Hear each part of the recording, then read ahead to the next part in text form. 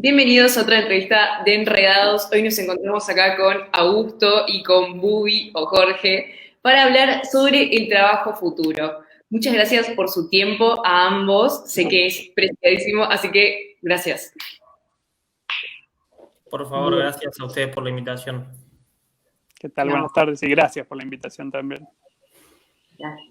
Bueno, paso a presentarlos a los dos, si les parece. Jorge Cela, o Bubi, como nos presentó Nati, es director regional de filantropía de Microsoft Latinoamérica. Y después está Augusto, que es conocido de la casa, que siempre estuvo, mejor dicho, en Enredados, porque ahora como con el tema de la pandemia está un poco complejo. Augusto Salvato es director del programa ejecutivo en Trabajo del Futuro, Retos y Desafíos de los Sindicatos de la Escuela de Política y Gobierno de la UCA. Son dos personas que están súper capacitadas y por eso es un gran honor para nosotros tenerlos hoy acá. Bueno, para arrancar, quiero citar a Michael Osborne, que en 2013, junto a Carl Frey, dos investigadores de Oxford Martin School, crearon un algoritmo que alimentaron con datos y ejemplos de qué tipo de trabajos ya están siendo desplazados por la automatización. Y publicaron un estudio pronosticando que el 47% de los empleos podría desaparecer en los próximos 15 o 20 años justamente por esta automatización. Entonces me gustaría, para arrancar, consultarles a ambos cuál es el futuro del trabajo, cuáles son las fuerzas que operan en la transformación del mundo laboral y de qué manera ha impactado la pandemia en esta transformación. ¿Arrancás vos?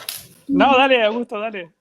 Bueno, nada, antes que nada, muchas gracias por la invitación y además para mí es un honor estar hablando acá con Bubi, con Jorge, con quien además compartimos trabajo en Microsoft y también a raíz de eso fue como mi gran maestro en tema de futuro del trabajo. Entonces, por eso me parece un lindo desafío por estar hablando con él sobre este tema. Yo diría que con respecto a la pregunta, a mí no me gusta usar la palabra de que se están destruyendo empleos. Si bien efectivamente se están destruyendo, yo creo que el mundo laboral se está reformulando y está cambiando aceleradamente como todos los otros ámbitos de nuestra vida. Es decir, hoy estamos inmersos en la cuarta revolución industrial, que si todas las revoluciones industriales anteriores tuvieron un enorme impacto en toda la forma en que nos comunicamos, en que trabajamos, en que nos relacionamos con otros, en que estudiamos, bueno, esta revolución tiene un impacto mucho mayor, se calcula que alrededor de 3.000 veces mayor. Y esto justamente implica que la forma en que trabajamos va a cambiar. Y efectivamente, como ha pasado históricamente, algunos empleos se van a destruir, otros se van a crear, y muchos principalmente se van a reformular. Por lo cual, yo diría que hay dos grandes fuerzas que están impulsando este futuro del trabajo. La tecnología, desde luego, es decir, las tecnologías disruptivas, en las cuales obviamente Bubi va a poder precisar mucho mejor de qué se trata. Pero por otro lado, agregaría, si bien quizás el término está demasiado usado, pero agregaría también la globalización, que está implicando también un cambio muy fuerte en la forma en que se está dando el trabajo del futuro. Es decir, hoy pensar un modelo laboral del siglo XXI sin tener en cuenta la enorme movilidad que tenemos y que esa movilidad no solamente requiere movilidad física, sino que hoy podemos estar todos nosotros hablando de distintos lugares, que Jorge es director, como decías, regional de filantropía desde Buenos Aires y tiene relación con toda América Latina. Bueno, efectivamente, estas dos fuerzas, la automatización mediante la tecnología y todos los cambios que la tecnología está implicando y la globalización, están generando un esquema laboral totalmente distinto al del siglo XX, lo cual implica pensar en categorías nuevas para justamente repensar la forma en que trabajamos y analizamos también el trabajo. Claro. Bubi, te cede la palabra. Sí. Vale, no, quiero empezar diciendo que el placer y el honor de haber trabajado con Augusto ha sido todo mío. ¿Sí? Yo he aprendido más que lo que él cree de él, una persona brillante. Con respecto al futuro del trabajo, yo digo siempre lo mismo, no tengo ni idea cuáles van a ser los trabajos del futuro. Es más, nadie tiene idea. Y para ponerlo en perspectiva, si nosotros nos remontamos al 1500, ¿no? Alrededor del 1500, con la aparición de la imprenta de Gutenberg, etc., nadie se podía imaginar en ese momento los trabajos que hoy estamos haciendo. Nadie, ni con la imaginación más fuerte. Pasaron 500 años, pero como bien dijo Augusto, este proceso se está acelerando muchísimo. Ahora, si bien alguien en 1500, ni siquiera el mismo Gutenberg, se puede imaginar el trabajo y el tipo de oportunidades que se podían generar a partir de esta revolución tecnológica que fue la imprenta de tipos móviles, sí podemos saber muy bien cuáles son las habilidades que se necesitan. Porque en ese momento se sabían. Hay que aprender a leer, hay que aprender a escribir, cosa que nadie, muy poca gente lo hacía, ¿no? ¿Por qué? Pues no había libros. ¿Para qué voy a aprender a leer? No había que leer. Y los pocos libros que habían eran básicamente la Biblia. Entonces, pero la habilidad de leer se convirtió, ¿no? En algo fundamental. Y hoy absolutamente nadie lo discute. Hoy es lo mismo. ¿Qué trabajos va a haber en el futuro? Nos podemos aventurar, podemos hacer futurología, pero yo creo que nadie realmente tiene idea de cuáles son los trabajos. Pero sí sabemos cuáles son las habilidades. Y por eso mucho de lo que nosotros estamos discutiendo y que tenemos que ayudar e impulsar a que las personas aprendan, tiene que ver no con roles específicos, porque no lo sabemos, pero sí con habilidades específicas que definitivamente van a ser las claves de ni siquiera del trabajo del futuro, ¿no? Del trabajo que hoy existe. Hay dos tendencias que esta revolución industrial estaban produciendo antes de esto. Augusto las nombró: el cambio de trabajo, ¿no? La destrucción de un tipo de trabajo y la creación de otro tipo de trabajo, que con esta situación de pandemia se aceleró a niveles exponenciales. Es decir, hay hoy, aunque poco lo crean, muchísimas más oportunidades de trabajo que antes, muchísimas más oportunidades, y al mismo tiempo muchísimo más desempleo. Se creó esta brecha, se acrecentó esta brecha entre estas dos tendencias, y por eso es tan importante hoy más que nunca impulsar a que las personas aprendan estas habilidades, porque la única manera que tenemos de que no se queden afuera del mundo es con esto, y eso creo que está total y absolutamente fuera de la discusión. ¿Es difícil? Por supuesto que es difícil. ¿Es desafiante? Es desafiante. Siempre lo fue. A veces he escrito yo, he dicho que aprender a leer y escribir es muy, muy difícil, muy, muy difícil. Y sin embargo, casi todos los seres humanos hacemos el esfuerzo cuando somos chicos y nadie cuestiona la importancia. Bueno, estas habilidades que hoy se necesitan, ¿no? se están normalizadas, pero es muy difícil. ¡Wow! Claro. Cuesta mucho. Y aprender a leer bien y aprender a escribir bien, muchísimo más todavía, ¿no?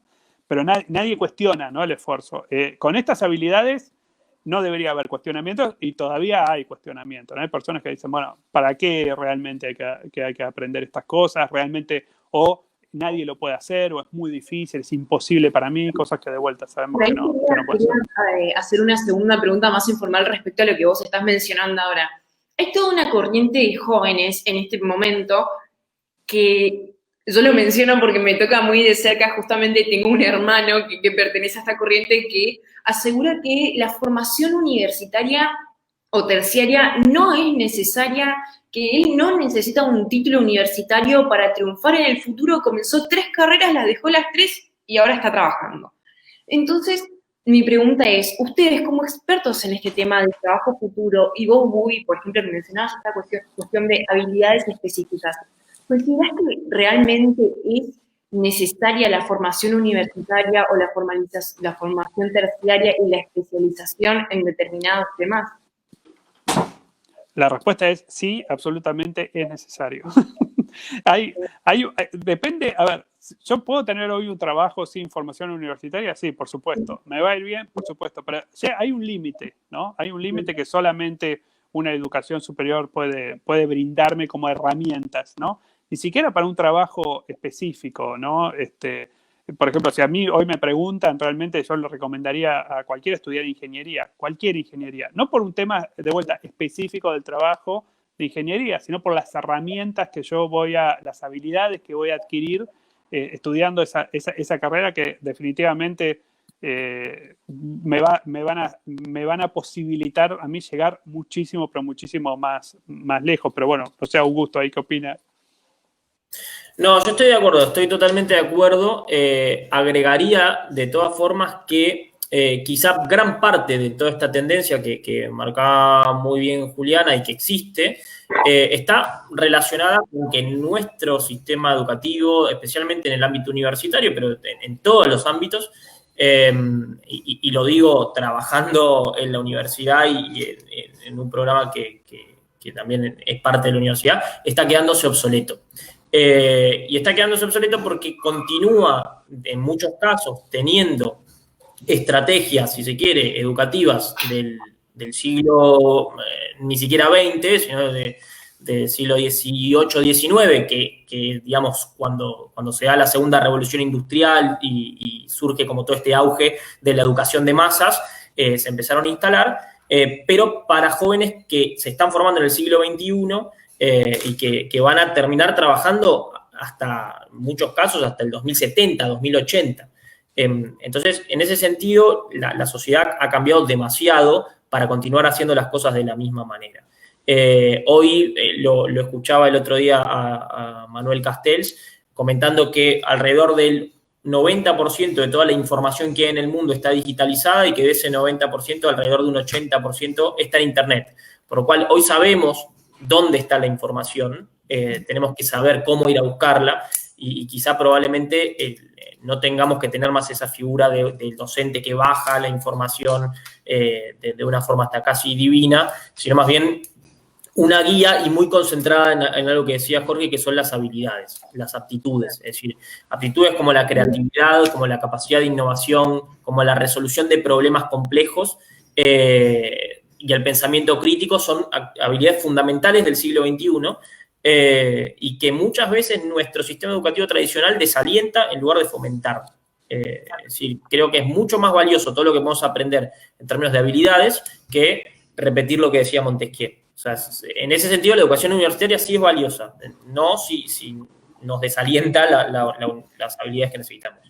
Bueno, Claro. este cambio del que habla Augusto, y yo no estaba pensando en Argentina, pero solo para tener una idea, ingeniería en la Argentina tiene un promedio, la carrera de 10 años. Eso definitivamente no tiene que cambiar, ¿no? No hay ninguna manera que alguien le pueda dedicar 10 años hoy de su vida a estudiar una carrera universitaria, no tiene sentido. Claro. Siendo que de todas maneras apoyo que se estudie ingeniería, ¿no? Pero claro, tiene que cambiar, toda la educación tiene que cambiar. Sí. Les queríamos consultar como qué decían ustedes de esta idea generalizada de que los jóvenes se tienen que abocar a estas carreras del STEM, digamos, a la ciencia, la tecnología, ingeniería y matemática. Nada, digamos, por fuera de este desaliento que hay hacia la formación universitaria, si es eso a lo que nos tenemos que abocar o cómo diversificamos las carreras de hoy en día, aunque estén un poco obsoletas, cómo las adecuamos a un futuro laboral con un mercado completamente diferente al que se conocía antes. Si querés, a ver, en principio yo tengo la experiencia de haber sido politólogo trabajando en Microsoft, o sea, se pueden imaginar los chistes, ¿no? del equipo de trabajo. Y en ese momento además tenía a mi hermano que a nivel más técnico trabajando en el sector público, con lo cual creo que el trabajo del siglo XXI está totalmente concentrado en habilidades y en la forma en que cada uno vaya construyendo su camino. Y hay algo que a mí me parece que es muy importante que tengamos en cuenta. Es cierto que se van a necesitar cada vez más habilidades digitales. Ahora, esas habilidades van a ser transversales y eso no quiere decir que no vamos a necesitar más, digamos, especialistas en humanidades.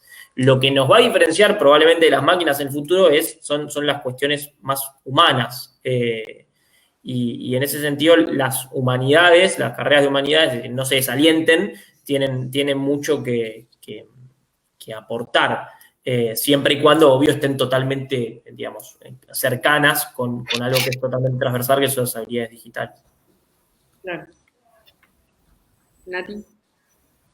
Sí, bueno, yo les quería consultar, esta es una pregunta más dirigida hacia Bubi en realidad, que según la Organización Internacional del Trabajo, dice que existe como una paradoja en donde, si digamos, existe como lugares con mucho desempleo, ¿sí? Que no tienen que ver solamente con el empleo del futuro y con las nuevas carreras, sino también con empleos tradicionales, pero que la paradoja está en que en esos mismos lugares hay un gran potencial de trabajo, pero que el principal faltante tiene que ver con la capacitación y con los docentes que no están capacitados para formar en estos tipos de carreras. Entonces me gustaría, Microsoft en julio presentó un programa junto con LinkedIn para poder formar en tecnología a personas desempleadas. Me gustaría que nos cuentes un poco más cuáles son los pilares, de qué se trata, porque la verdad es que fue un programa bastante totalmente. Bueno, interesante. Tal vez el lugar que rompe más este paradigma sea Corea del Sur, que es el país más automatizado del mundo, con más de 500 robots cada 10.000 trabajadores, 16 para Argentina, para que tengan una idea, ¿no? de la diferencia en niveles de automatización, y es uno de los países con los niveles de desempleo más bajos del mundo, ¿no? La clave de esto es, sorpresa, la educación, ¿no? Obviamente. Nosotros lanzamos esta iniciativa global de entrenamiento y de capacitación para personas, pues entendemos que estamos en un momento crítico, agravado y potenciado por la pandemia, en donde hay muchísimo potencial en personas que hoy están desempleadas, pero que necesitan adquirir estas habilidades, que no es imposible. El desafío grande de esto, sobre todo en Latinoamérica, tiene que ver, uno, con el bajo nivel educativo que hay en general, es decir, si nosotros comparamos el nivel que tiene una persona que solamente tiene el nivel secundario completo, ¿no? En cualquier país de Latinoamérica, con alguien de Alemania, por ejemplo, con el mismo nivel educativo, la diferencia es abismal, ¿no? Eso para empezar. Entonces ya partimos de una base muy, muy distinta, y luego que la experiencia laboral en Latinoamérica tiene que ver con trabajos que son automáticos, ¿no? Mucho más automáticos y no tanto en países más desarrollados donde ya están usando este otro tipo de habilidades para trabajar. Y entonces esta iniciativa que lanzamos a nivel mundial en Latinoamérica la hemos bajado a tierra entendiendo estos desafíos, y entonces el curso principal que nosotros estamos proponiendo y que hemos desarrollado y que buscamos principalmente que se dé, tiene que ver con cómo ayudamos a que las personas dejen de ser, o aparte de ser usuarios de la tecnología, casi todos lo son, pasen a ser productores con la tecnología, empiecen a entender cómo trabajar con la tecnología, cosa que no es tan habitual en un montón de personas, inclusive tal vez los más chicos es el ejemplo más simple de entender, son usuarios muy avanzados, pero básicamente lo que saben hacer es usar un control remoto, ¿no? Y son expertos en usar un gran control remoto que puede ser un teléfono celular, una tablet o inclusive una PC. Nunca a nadie le dieron trabajo por manejar un control remoto. Entonces, eso también le pasa a muchos adultos. Entonces tenemos que enseñarles a decir, miren, la tecnología no es solo un control remoto. Lo que hoy tenemos todos en la mano, ¿no? Estos teléfonos celulares son computadoras, las tablets son computadoras, las PCs.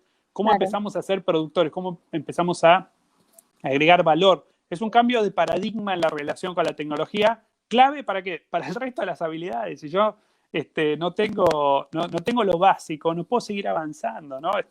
Augusto nombró algunas de estas habilidades clave, pero, por ejemplo, una que para mí es fundamental es el pensamiento crítico, ¿no? Estamos todos buscando mecanismos tecnológicos de acá, de allá, para entender las fake news, etcétera. En realidad lo que hay que tener es pensamiento crítico, hay que entender de dónde viene la información, analizarla, buscar diferentes fuentes. Digo, estamos buscando suplir con tecnología problemas que la verdad es que son humanos, ¿no?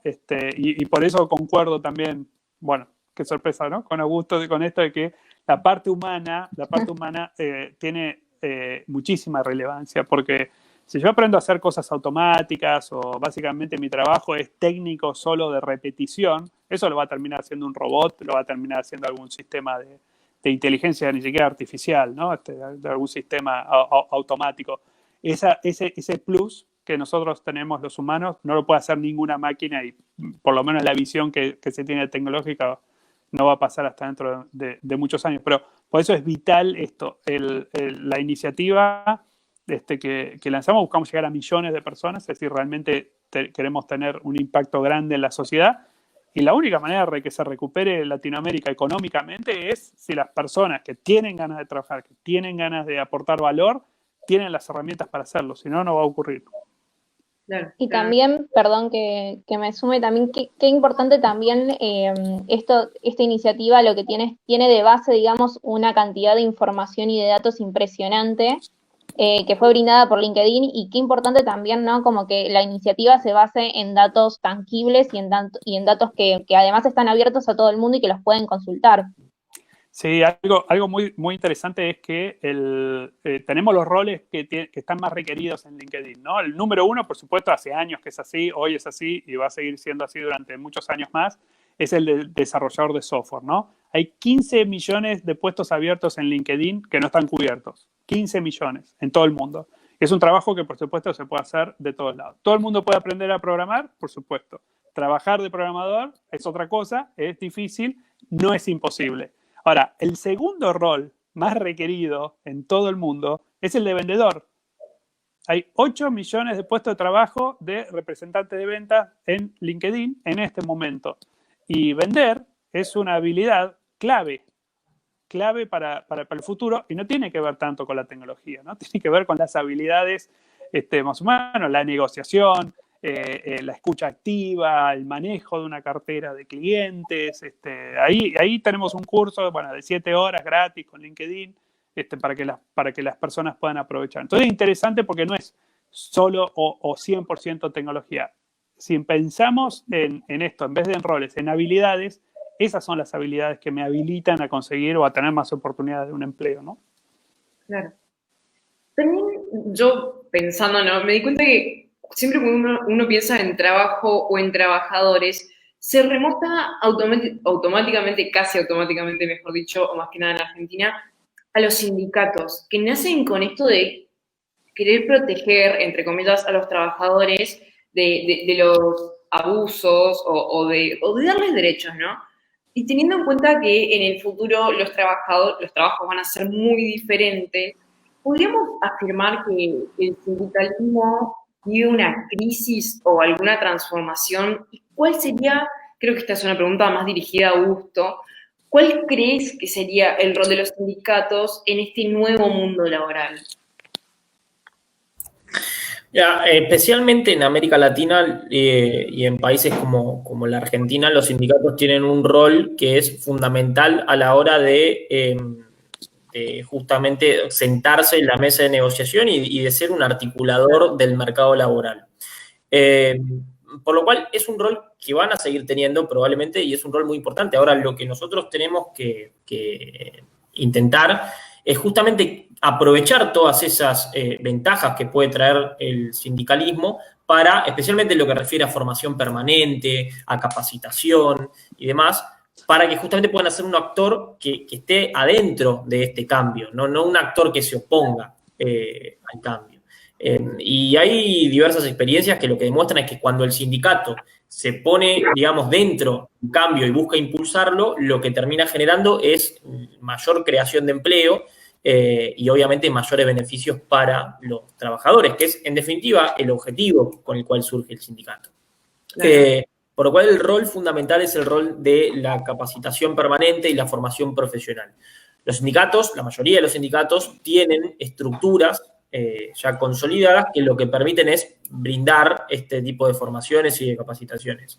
En parte lo que necesitamos es que esas capacitaciones no vayan dirigidas como son la formación profesional tradicional a carpintería y demás, es decir, a habilidades del siglo XX, del siglo XIX, sino que vayan dirigidas a las habilidades del siglo XXI. Porque la realidad es que, como veníamos diciendo, esto va a ser transversal a todas las actividades. Cualquier actividad que ustedes imaginen está en menor o mayor medida mediada por la tecnología, y esto va a ser así mucho más fuertemente con el correr de los años. Por lo cual, si los sindicatos quieren proteger el empleo, la principal tarea que tienen es cómo formamos a los trabajadores para trabajar en el siglo XXI. Y son un actor muy importante, es decir, en términos ya más de política pública, es un actor importante para tener adentro de la mesa y no en contra, porque sabemos, especialmente en la Argentina, qué es lo que pasa cuando eso sucede. Sin duda. Hoy, Nat, ¿vos querés agregar algo, Uy? No, 100% de acuerdo. Hoy Nati había citado a la Organización Internacional del Trabajo y a mí me gustaría volver a traerla a flote y preguntarle si coinciden con la siguiente cita que les voy a mencionar.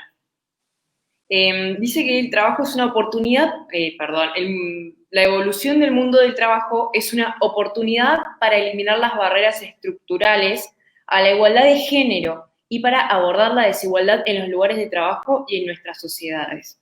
¿Están de acuerdo con esto?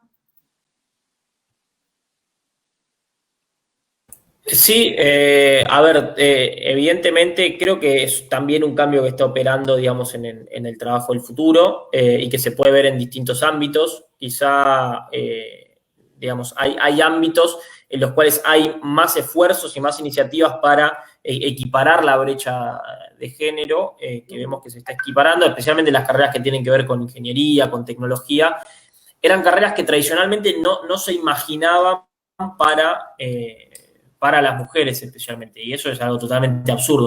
Tenemos un montón de ejemplos que demuestran lo contrario, y mucho de esto tiene que ver con la capacidad también de comunicación y de docencia en esto, es decir, que la tecnología, digamos, y la ingeniería no es cosa de hombres, que parece una obviedad decirlo, pero hace falta también mucha docencia y mucha comunicación, y eso hay varias entidades que desde el tercer sector, incluso algunos ejemplos interesantes del sector privado, que lo están tratando de transmitir. Claro.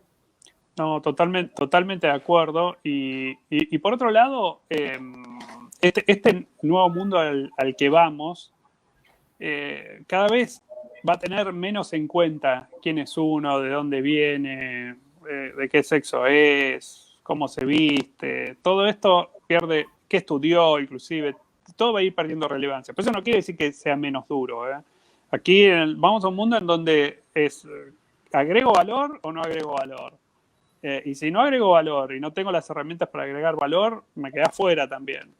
Entonces hay que estar atentos ahí también en cómo ayudamos para que todos tengan estas herramientas, porque sin las herramientas no me queda fuera, no importa quién sea, no importa dónde haya estudiado, no importa que sea hombre, rubio, que haya estudiado en Harvard, no tengo las herramientas, me quedé afuera, esa es la realidad.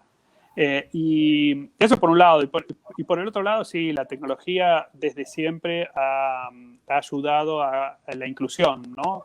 Sí. Yo a través de la tecnología puedo desarrollar mi profesión o mis intereses, obviamente desde cualquier lugar, y hoy más que nunca, ¿no? Hoy mucho más está demostrado. Digo, si hay algo bueno que ha demostrado esta pandemia es que prácticamente puedo hacer todo, muchas personas, no todos, pero muchas personas pueden hacer su trabajo sin moverse del lugar. Y si pensamos en personas que tienen algún tipo de discapacidad, y siempre ha sido esto un problema, bueno, obviamente no existe ese problema porque da lo mismo si yo tengo una discapacidad o no, si estoy atrás de una computadora haciendo mi trabajo. Y por otro lado, la verdad que es irrelevante si soy un hombre, si soy una mujer, cuál es el color de mi pelo, que nunca tendría que tener importancia, pero en este momento se demuestra en la práctica que nunca tuvo importancia eso, nunca, jamás. Sin duda. Para finalizar, yo les iba a preguntar cuáles eran los principales desafíos y oportunidades que presenta el mundo laboral en este siglo, pero se me hace que lo han respondido durante toda la entrevista, así que les voy a dar otra consigna. Me gustaría que enumeren a su criterio hasta 5 características que debería tener una persona para insertarse en el mundo laboral de este siglo. o en el mundo laboral que se viene, ¿no? Dale. Dale vos. No, a ver si te robo. Varias de esas cosas creo que estuvimos mencionando. Creo que el pensamiento crítico, que la creatividad, que la capacidad de innovación, la capacidad de emprender, digamos, todas estas habilidades que se necesitan son sumamente importantes. Quiero agregar una que me parece fundamental y que no solamente atañe a las personas, sino que atañe a las instituciones, que es la capacidad de adaptación. La resiliencia, es algo fundamental. Cito, digamos, a Nassim Taleb, que me parece uno de los pensadores que mejor entiende, digamos, la dinámica del tiempo que estamos viviendo, y él habla que estamos en un contexto de alta incertidumbre. Y en los contextos de alta incertidumbre, los que tienen, digamos, éxito o los que ven menos las consecuencias son aquellos que tienen la capacidad de ser antifrágiles, es decir, ser lo contrario a frágil. Y básicamente la resiliencia es muy importante para evitar esa fragilidad, es decir, la capacidad de adaptarse constantemente, porque hoy estamos hablando de que necesitamos estas habilidades, hoy estamos hablando de que hay algunas tecnologías que sí o sí tenemos que entender cómo funcionan, pero dentro de 10, 15, 20 años van a ser totalmente diferentes. Entonces, si nosotros, lo hablaba el otro día justamente en reuniones relacionadas con la universidad, ¿sí? Hoy hemos tardado casi un año en aprender a usar correctamente Zoom y Moodle, un Moodle muy básico, ¿no? Si nosotros nos quedamos con esto contentos porque logramos aprenderlo, vamos a perder de vista que el día de mañana vamos a tener que empezar a aplicar otras tecnologías. Entonces, probablemente lo más importante es formar personas que sean resilientes y adaptables a estos cambios que van a ser cada vez más constantes.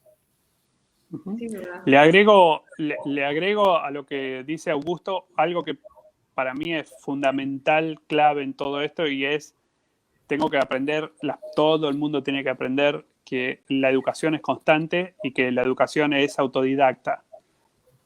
Claro. Esto es así, eso es una realidad. Mis hijos, yo les digo, miren, ustedes no es que terminan de estudiar, vamos a tener que estudiar todos toda la vida, y tenemos que aprender a disfrutar de eso y a ser autodidactas, porque como lo nombró creo que en algún momento Augusto, el maestrito que viene y te explica y vos escuchás eso ya no existe más, tengo que aprender esto.